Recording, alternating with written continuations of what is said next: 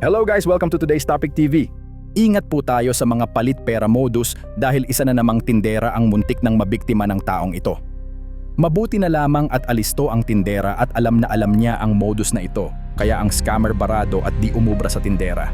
Sa video ay makikita ang lalaking nakasakay sa isang motorsiklo na tila nagmamasid-masid sa harap ng tindahan. At sa huling hit-hit ng kanyang sigarilyo, bumaba ito at lumapit para bumili.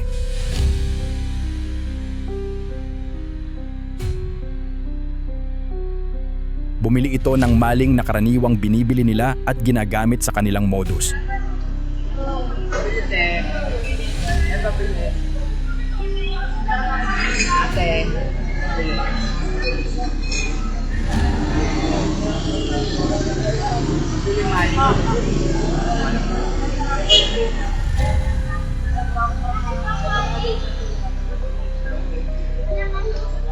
Kaya malaki daw ulit.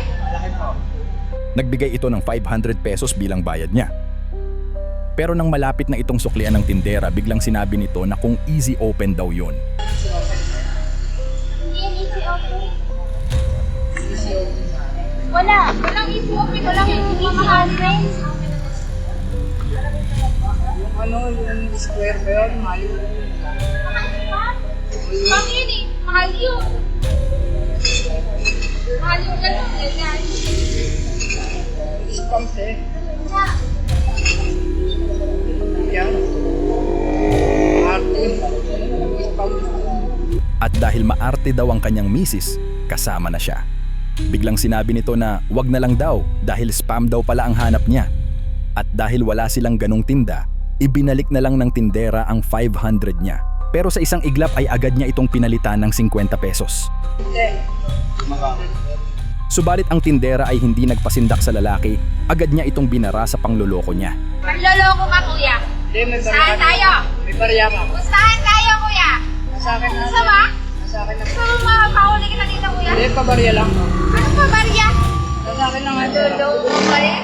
Lulukoy ka. Ayan, oh. Barya lang. Salusun ka pa.